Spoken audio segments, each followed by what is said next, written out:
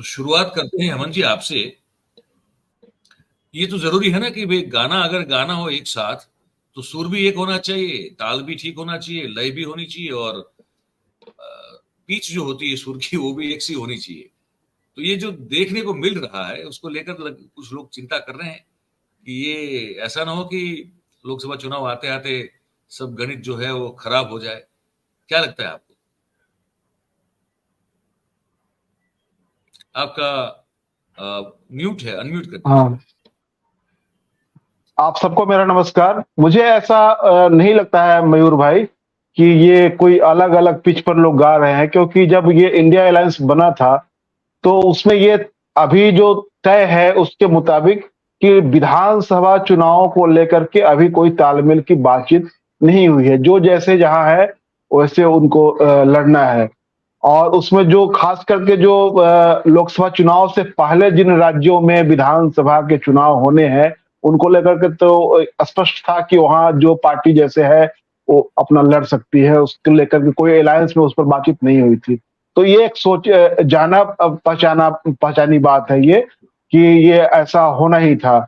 ऐसा नहीं है कि ये अनायास हो गया है। अलायंस जो है वो लोकसभा चुनाव को लेकर के है, और उसके पहले जो विधानसभाओं के चुनाव हो रहे हैं उसको लेकर के अलायंस में यही बात हुई थी। जो मीडिया में जो बातें आई थी कि अभी विधानसभा चुनाव को लेकर के कोई बातचीत नहीं हुई है इंडिया अलायंस में, सिर्फ लोकसभा चुनाव को लेकर के।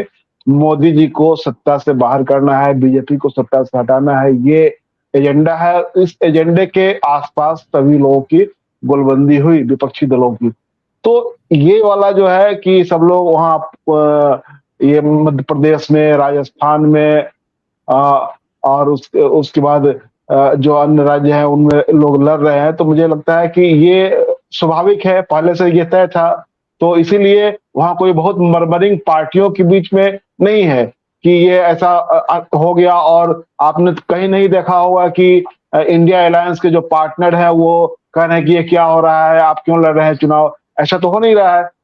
अब रही बात की जो मध्य प्रदेश है, छत्तीसगढ़ है, राजस्थान है, और उसके अलावा जो तेलंगाना और इधर तो ये यहाँ जो देख हाँ हाँ, इधर जो देखने को मिल रहा है मध्य प्रदेश में, तो मध्य प्रदेश में तो पिछली बार भी लड़े थे समाजवादी पार्टी के लोग, 2 सीटें आई थी उनको।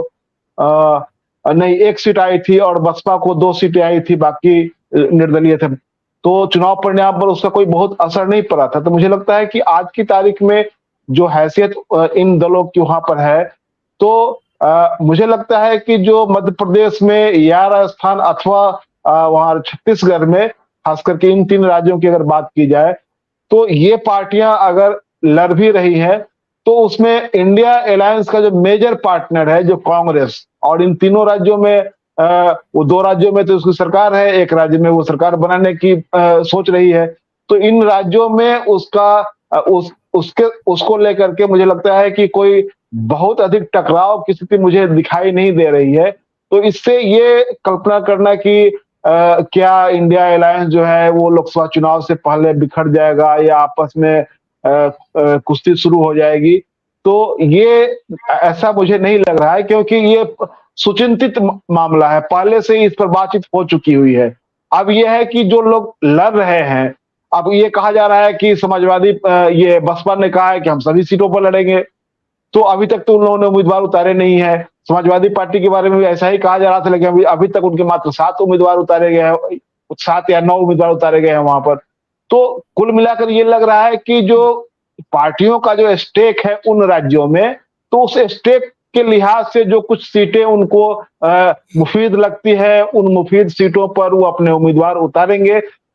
खेल खराब करने के लिए चुनाव लड़ा जा रहा है, ऐसा मुझे अब तक जो जानकारी है उसके हिसाब से नहीं लग रहा है कि सपा वहां कांग्रेस का खेल खराब करने जा रही है। बसपा बसपा के बारे में बहुत कुछ, क्योंकि बसपा अलायंस में नहीं है, लेकिन चुनाव प्रचार में वो क्या कह रहे हैं, क्या मुद्दा उठा रहे हैं, क्या स्टेट गवर्नमेंट उनके निशाने पर है, या जो इंडिया अलायंस के बड़े नेता है वो उनके निशाने पर है, तो ये आप जब तक नहीं कैटेगरिकली देखेंगे तब तक स्पष्ट नहीं होगा कि हाँ ये उनका खेल खराब करने जा रहे हैं, या अपना स्टेक जो उनका है उसको बचाने के लिए, या ये प्रत्येक पार्टी के पास ये है कि भाई बसपा के वहां कई विधायक जीतते रहे थे पहले से, समाजवादी पार्टी के विधायक वहां जीते थे, तो इस लिहाज से उस राज्य में अपना प्रेजेंस स्थापित करना, उसको बचाए रखना, ये एक क्षेत्रीय दलों के सामने एक मुद्दा है। और इसी के लिहाज से मुझे लगता है कि ये चुनाव लड़ रहे हैं। खेल खराब करने वाली बात अभी तक नहीं सामने आई है। जी मयूर भाई। हेमंत जी, मैं आपके पास आ रहा हूं। अब जैसे आपसे शुरुआत की थी, आपने कहा था कि ठीक है, वो राज्यों के चुनाव में तो ऐसी कोई समझौती है नहीं, ना समझौता ऐसा कुछ है, तो जो चाहे वो लड़ सकता है। लेकिन अब ये देखिए, इंडिया गठबंधन तो आखिरकार इसलिए बना कि सबको ये मन में डर हुआ कि अगर भारतीय जनता पार्टी जिस तरह से राजनीति करती है, विशेष रूप से नरेंद्र भाई की जो राजनीति है, वो एक तरह से देखा जाए तो जितने भी प्रतिपक्ष हैं उन सबको पॉलिटिकली बिल्कुल समाप्त करने की राजनीति है। और ये ईडी और आईटी और सीबीआई का जो उपयोग या तो उनके द्वारा जो कार्रवाई की जाती है, उस सब ने खुलकर जो है मंच पर बोला हुआ है। और अपना अपना अस्तित्व बचाने के लिए वो लोग इकट्ठा हुए, इंडिया अलायंस बनाया और कहा कि भाई भारतीय जनता पार्टी और मोदी सरकार को उखाड़ फेंकना है। तो ये स्थिति क्या राज्यों में भी करना उचित नहीं होता? इस तरह का समझौता तो थोड़ा और आसान नहीं होता क्या? मयूर भाई, मुझे लगता है कि जो इंडिया अलायंस बना है उसकी पृष्ठभूमि तो यही जो हम सब लोग जानते हैं कि सबके सामने ये चुनौती पेश है कि अगर वो बीजेपी का से मुकाबला करना चाहते हैं, अगर अपना राजनीतिक वजूद बचाए रखना चाहते हैं इस निजाम में, तो आपको अलग अलग दलों को बीजेपी के खिलाफ जो पार्टियां हैं उनको साथ में आना होगा। तो इसी सोच के तहत ये आए, क्योंकि ये अब स्पष्ट हो चुका है कि बीजेपी अपने सामने न तो विपक्ष को रहने देना चाहती है, न तो नेता प्रतिपक्ष को रहने देना चाहती है सदन के भीतर में, और न ही वह किसी स्वतंत्र आवाज को, यानी कि मीडिया की बात मैं कह रहा हूं, कि वो उसको देखना चाहती है। उसके तमाम नजारे देश के सामने है, दुनिया के सामने है। तो इस चुनौती का मुकाबला करना है, लिहाजा इंडिया अलायंस के गठन के पीछे यही बहुत बड़ा आधार था। और नीतीश कुमार ने इसको लेकर के अगुवाई की और वो सभी लोगों से मिले और ये आकार लिया इंडिया अलायंस।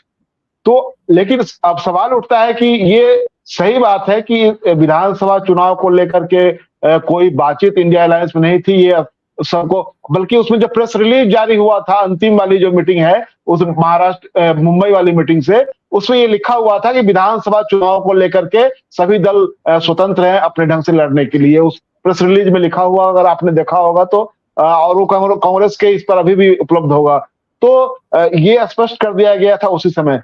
लेकिन उसमें जो इंडिया अलायंस बना है उसमें एक ही स्टेट है जो बिहार है, जहां की जो पार्टियां हैं वो तमाम पार्टियां उस अलायंस से पहले एक अलग अलायंस जो था बिहार में, जिसको महागठबंधन कहते हैं, उसका पार्टनर है वो पहले से, जो इंडिया अलायंस के बाद में पार्टनर बने। तो बिहार में एक अलग स्थिति है कि ये लोग पहले से गठबंधन में है। तो यहाँ क्योंकि वो गठबंधन विधानसभा चुनाव में ही हुआ था, उसके पहले वो फिर लोकसभा चुनाव के दौरान भी हुआ था, लेकिन उस समय नीतीश कुमार उस में नहीं थे। 2019 की बात मैं कह रहा हूं। तो ये एक अलग, बिहार की स्थिति अलग है। अब रही बात की जो इंडिया अलायंस बना है, तो स्वाभाविक है कि कहा जा सकता है कि परसेप्शन तो इससे खराब हो सकता है कि आप कह रहे हैं कि लोकसभा चुनाव में मोदी जी से हम मुक्ति पाएंगे, बीजेपी को सत्ता से हटाएंगे, तो अभी लोग विधानसभा चुनाव में क्यों नहीं आपने तालमेल किया, क्यों आपस में आप लड़ रहे हैं? परसेप्शन के लिहाज से अगर कहा जाए तो ये सवाल उठाया जा सकता है। लेकिन मेरा मानना है कि परसेप्शन से भी ज्यादा बड़ी बात यह है कि ये जो अजय राय के बारे में जो अभी पाठक जी कह रहे थे, तो ये सब बातें क्यों आती है? इसलिए बातें आती है कि जो अलायंस बना है वो अलायंस राजनीतिक अभियान पर अभी तक नहीं निकल पाया है। एक निकलने की जो समझिए कि शुरुआत होने वाली थी भोपाल से, वो रुक गई, इसलिए कि वो वहां का लोकल इशू को लेकर के कमलनाथ को ये शायद कुछ आपत्ति थी और उसको लेकर के उसको रोक दिया गया। तो अभी जो इंडिया अलायंस है, अगर वो बीजेपी के खिलाफ, प्रधानमंत्री नरेंद्र मोदी जी के खिलाफ अगर कोई राजनीतिक अभियान राष्ट्रीय स्तर पर या राज्यों में, अलग अलग राज्यों में शुरू करे, तो ये सब जो बतौलाबाजी इसको कहते हैं। जैसे अजय राय जैसे जो ये इस तरह की बातें करते हैं कि 80 सीटें जीत जाएंगे, या हम यहाँ लड़ेंगे वहां लड़ेंगे, तो ये सब बातें तब पृष्ठभूमि में चली जाएंगी, क्योंकि आपके पास अगर एक राजनीतिक एजेंडे के तहत आप अगर इंडिया अलायंस अगर मूव करता है बीजेपी के खिलाफ, तो वो अभियान अभी तक शुरू नहीं हो पाया है। कहने का मकसद ये है कि इस चुनाव को, इंडिया अलायंस को एक आंदोलन के रूप में लड़ना होगा, तभी आप मोदी जी का मुकाबला कर सकते हैं। आप सीटों को के आदान प्रदान और एडजस्टमेंट के आधार पर बहुत अधिक उनको नुकसान पहुंचाने की स्थिति में है या नहीं है वो तो बाद में तय होगा, लेकिन राजनीतिक तौर पर उनका मुकाबला करने के लिए आपको उनके खिलाफ एक राजनीतिक माहौल बनाना पड़ेगा। और जब राजनीतिक माहौल बनेगा तो इस तरह की जो बयानबाजियां जो होती है, जिसमें जैसे अजय राय जैसे जो बड़बोले लोग होते हैं जो इस तरह की बातें करते हैं, तो ये बातें तब नहीं हो पाएंगी। वो तब राजनीतिक अभियान तो वो नहीं अभी तक हो पा रहा है। तो मुझे लगता है कि शायद ये इन राज्यों के जो 5 राज्यों में जो विधानसभा के चुनाव है, उस चुनाव के बाद ये लोग एक निर्णय लेंगे, और उसके बाद ही मुझे लगता है कि शायद इंडिया अलायंस की चौथी बैठक भी हो। हालांकि बीच में चर्चा चल रही थी एक बैठक होगी, लेकिन लगता है कि शायद उसको अभी स्थगित कर दिया गया हुआ है। तो ये जब बैठक होगी इस चुनाव के बाद, और इस चुनाव के बाद बहुत सारी स्थिति भी स्पष्ट हो जाएगी। कांग्रेस के लिए भी बहुत कुछ बार्गेन करने के लिए, कहने सुनने के लिए, सीटों का राज्यों में तालमेल, लोकसभा सीटों का राज्यों में आदान प्रदान को लेकर के भी बहुत सारी स्थिति स्पष्ट हो जाएगी। अगर कांग्रेस इन 5 राज्यों के चुनाव में सभी जगह वो सरकार बना लेती है, तो एक तरह से उसका बहुत बड़ा इमरजेंस होगा राष्ट्रीय राजनीति में, जो आज की तारीख में कमजोरी स्थिति में दिख रहा है। तो ये सब देखने का अभी देखने के लिए अभी समय है सामने। और मुझे लगता है कि ये महत्वपूर्ण बात है कि इंडिया अलायंस को मोदी जी के खिलाफ, बीजेपी के खिलाफ आपको एक राजनीतिक आंदोलन के रूप में इस चुनाव को लेना पड़ेगा। तभी इस तरह की बातें जो है वो पृष्ठभूमि में चली जाएंगी, और उसके बाद आप हेड ऑन कर सकते हैं उनके साथ। अन्यथा ये सिर्फ तालमेल वाली बात जो है, उससे बहुत अधिक उन पर दबाव नहीं बनेगा। और वो घबराहट किस बात की है एनडीए, चाहे प्रधानमंत्री जी में, चाहे बीजेपी में, इसलिए कि ये दल सब एकजुट हो गए हैं उनके खिलाफ। एकजुट हो गए हैं आप, लेकिन हाँ, इस दल का मूव क्या होता है, किस तरह उनके खिलाफ राजनीतिक आक्रमण होता है, बीजेपी के खिलाफ, नरेंद्र मोदी जी के खिलाफ। तो ये जो एक स्वर में जब ये राजनीतिक आक्रमण होगा, जो लगता है कि विधानसभा चुनावों के बाद जो 5 राज्यों के चुनाव है, उन राज्यों में चुनाव संपन्न होने के बाद एक बड़ा राजनीतिक अभियान शुरू हुआ। तो ये सारी जो गलतफहमियां हैं, या आपस में जो इस तरह के जो बरबोलापन जो है, जो बयानबाजियां हैं, वो सब मुझे लगता है बंद हो जाएंगी, और एक राजनीतिक अभियान शुरू होगा। तो ऐसा ही मुझे दिखाई दे रहा है। जी मयूर भाई।